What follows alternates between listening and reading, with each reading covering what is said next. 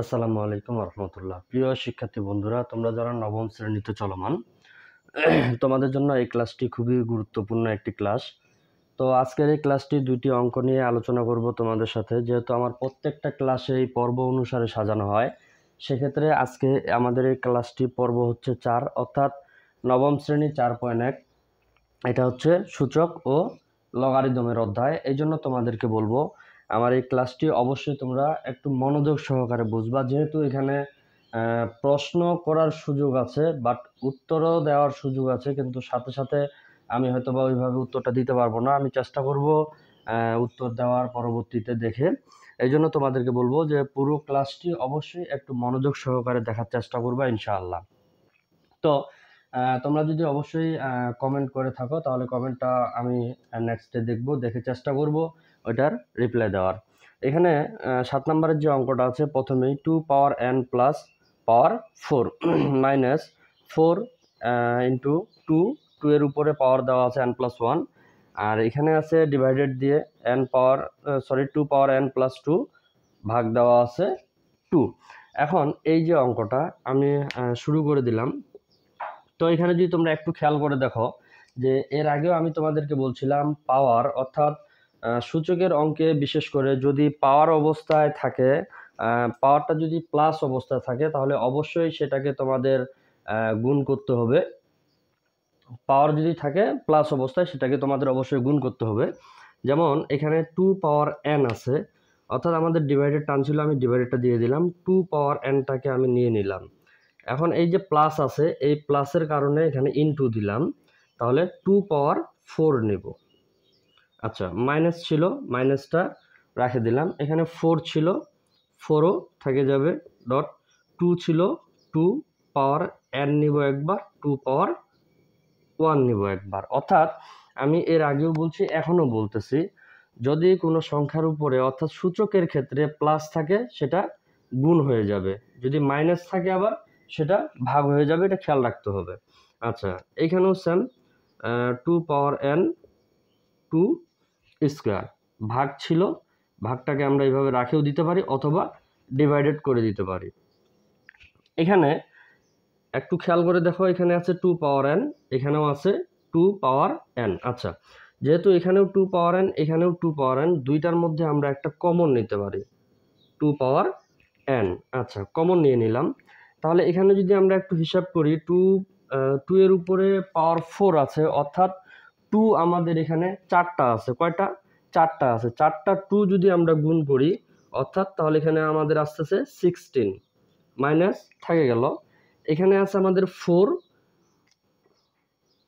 আচ্ছা, এখানে আছে আমাদের 4, এখানে আছে 2 পাওয়ার n। 2 পাওয়ার n যেহেতু আমরা কমন নিয়ে নিছি, ওইটা আর এখানে হিসাবে আসবে না। 2 এর উপরে পাওয়ার অবস্থায় 1 আছে, তাহলে 2 এর উপরে যদি পাওয়ার 1 থাকে, সেটার মান হচ্ছে 2। আচ্ছা, তাহলে 4 আর 2 যদি আমরা ডাইরেক্টলি গুণ করে দেই, তাহলে আমরা পাচ্ছি 8। আচ্ছা, নিচে এখন একটু দেখি, 2 পাওয়ার n ছিল, 2 পাওয়ার nটাকে রেখে দিলাম।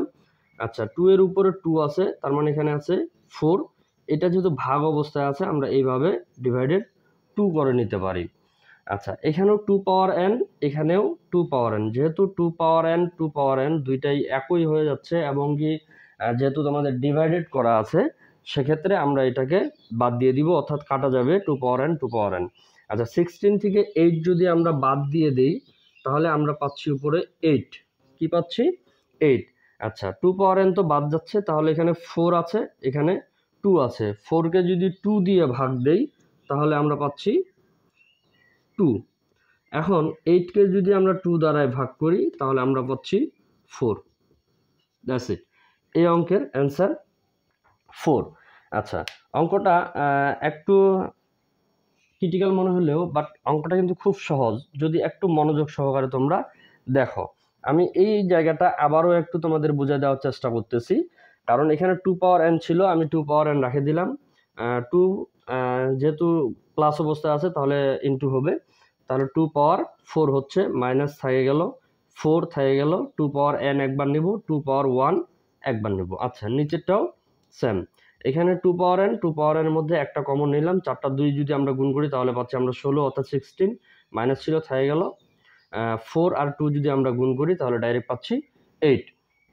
আচ্ছা, এখানে 2 পাওয়ার n ছিল, থেকে গেল 2 আর 2 যদি আমরা গুণ করি তাহলে 4 ডিভাইডেড দিয়ে এই 2টাকে আমরা বসাই দিলাম। তাহলে 2 পাওয়ার n আমাদের বাদ যাচ্ছে। তাহলে 16 থেকে 8 যদি আমরা মাইনাস করে দিই তাহলে আমরা পাচ্ছি 8। আর এখানে 4টাকে যদি 2 দিয়ে ভাগ দিই তাহলে আমরা পাচ্ছি 2, অর্থাৎ 8কে 2 দিয়ে ভাগ করলে আমরা পাচ্ছি 4। এরপরে আমি বলবো তোমাদেরকে অবশ্যই যদি একেবারেই বুঝতে একটু কষ্ট হয় প্রয়োজনে পুরো ক্লাসটি আরেকবার দেখে নেওয়ার চেষ্টা করবা, ইনশাল্লাহ এই ধরনের অঙ্কের কোনো সমস্যা হবে না। এখন 8 নম্বরের যে অঙ্কটা, এখানে যদি তোমরা একটু খেয়াল করে দেখো 3 পাওয়ার m প্লাস 1, আর এখানে আবার 3 পাওয়ার m ইন্টু m মাইনাস 1, এখানে ভাগ আছে, এখানে আবার 9 আছে m প্লাস 1, আর এখানেও তাই 3 পাওয়ার m minus 1 into m plus 1। এখানেও 3, এখানেও 3, এই যে 3গুলো আছে এগুলাকে বলা হয় ভিত্তি, এগুলাকে বলা হয় ভিত্তি। আর যদি তারপরেও তোমাদের কোনো সমস্যা থাকে তাহলে আমি তোমাদেরকে অবশ্যই বলবো যে যেহেতু আমার এই প্রত্যেকটা ক্লাসে পর্ব অনুসারে সাজানো হয়, সেক্ষেত্রে তোমরা এই 9 অর্থাৎ 4.1-এর সূচকের অধ্যায় যে আরও এর আগে 3টা পর্ব পার হয়ে গেছে, আমি অবশ্যই তোমাদেরকে বলবো এই পর্বগুলা তোমরা একটু দেখে নিবা।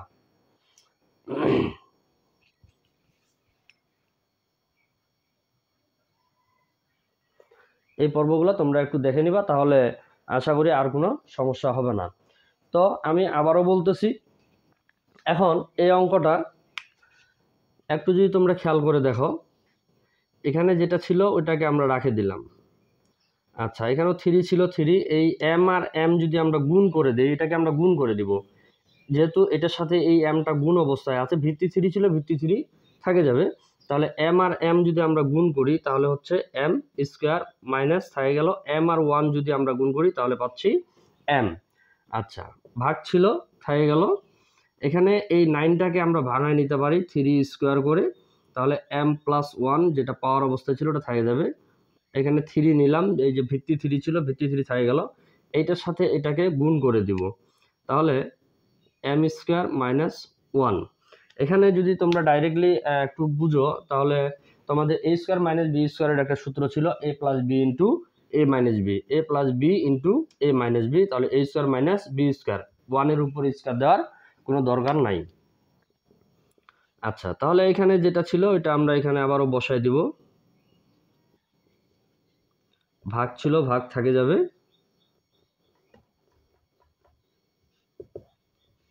আচ্ছা, এই যে 3টার সাথে 2টা আছে, এই 2টা এটার সাথে আমরা এখন গুণ করে দিব, 2 আর m গুণ করলে 2m, 2 আর 1 গুণ করলে 2, নিচে 3 ছিল, থাকে যাবে m স্কোয়ার মাইনাস 1। আচ্ছা, এখন এই যে ভিত্তি যেগুলো ছিল এই দুইটার মধ্যে একটা 3 নেব, এই দুইটা 3-এর মধ্যে একটা 3 নেব, তাহলে উপরে যেটা ছিল এটাকে আমরা রাখে দেব m প্লাস 1। তাহলে এই যে নিচে যেটা ছিল এটা কিন্তু এই যে এই ডিভাইডেড টার্মটা ভাগ, তাহলে নিচে যেটা ছিল এটা অবশ্যই আমাদের ভাগ অবস্থায় ছিল, যেহেতু এটা আমাদের ভাগ অবস্থায় ছিল সেক্ষেত্রে এটা আমাদের মাইনাস হয়ে যাবে। কি হয়ে যাবে? মাইনাস হয়ে যাবে। তাহলে m স্কোয়ার থাকে যাবে, তাহলে এখানে মাইনাস আসছে, এখানে মাইনাস, তাহলে মাইনাস মাইনাসে প্লাস m, ভাগ ছিল, থাকে যাবে। আবারও এই দুইটা 3-এর মধ্যে, অর্থাৎ ভিত্তি যে দুইটা 3 ছিল, দুইটা 3-এর মধ্যে একটা নিব, উপরে যেটা ছিল ওটা রাখে দিব, তাহলে নিচেরটা আবারও এখানে মাইনাস হয়ে যাবে, মাইনাস মাইনাসে প্লাস হয়ে যাবে 1।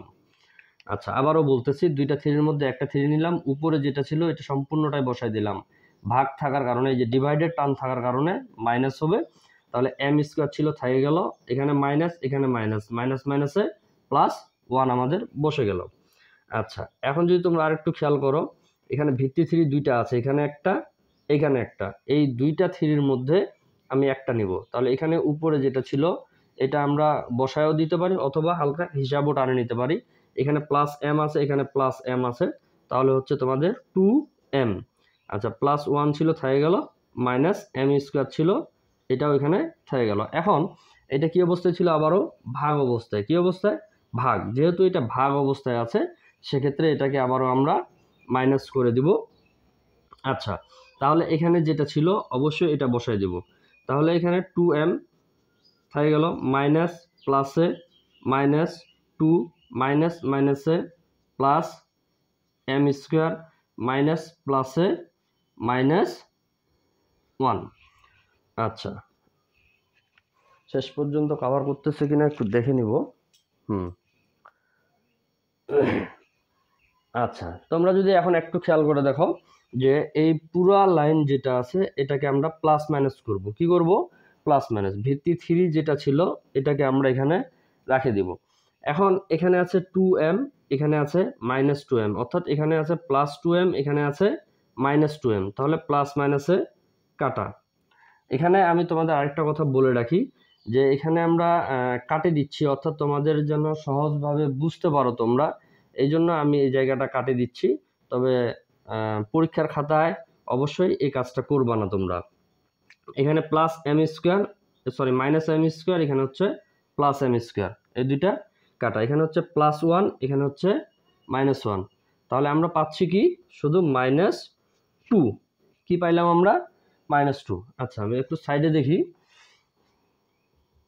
এখানে 3 ছিল, 3-র উপরে আসতেছে কি? মাইনাস 2।